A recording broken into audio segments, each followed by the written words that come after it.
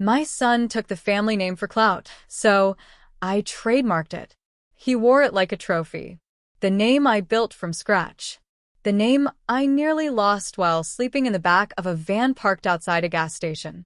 The same name that once got laughed out of loan offices, now printed on hoodies, podcasts, press releases, and silver YouTube plaques. He didn't ask. He didn't call. He just ran with it, loud, flashy, and false.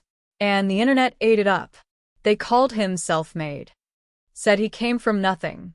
The boy with the golden voice and platinum following. Viral clips of him talking about the grind and generational struggle played like music over flashy edits and rented jets. He dropped the family name like a brand because, well, he thought it was just that. A name. But I wasn't surprised. He hadn't spoken to me in over 2 years. Said I was too quiet, too traditional, that I moved too slow for this world. He left the family business and started his own, on top of the very foundation I laid brick by brick. He forgot the long nights I spent working in silence, the years I lived behind my own storefront, eating instant noodles while clients canceled one by one. The funny part? I let him. He didn't know I watched every move, every upload, every motivational post, every speech that borrowed from my words but erased my name. And the bigger he got, the more I noticed something else. Asterisk, asterisk, he never trademarked the brand.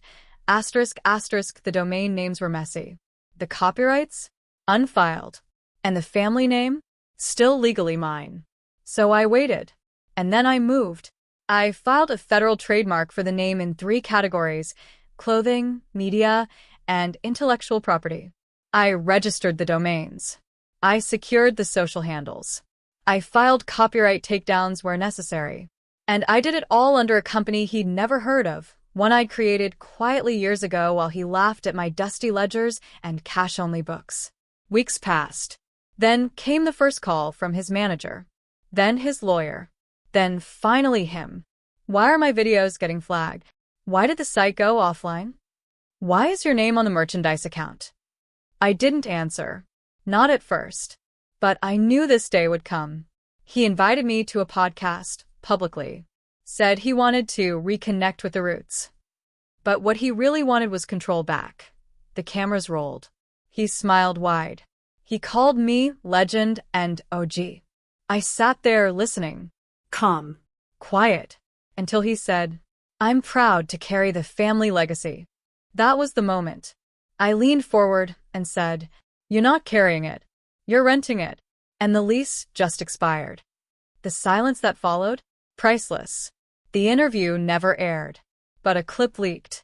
And suddenly the internet wasn't praising him. They were asking questions. Who really built the name? Where did the money come from? And why hadn't he protected any of it? He spiraled. Sponsorships pulled back. Merch lines halted. Licensing fees started coming due. And I didn't shut him down completely, I just made him pay for the privilege. You see, I wasn't trying to destroy him. I was teaching him. Because names aren't built in the spotlight. They're forged in shadows, sacrifice, and silence. The real Clout? It's in ownership. And the final twist? I donated the first royalty check, his royalty check, to the shelter I once lived in. The same place that gave me a pillow when no one else would.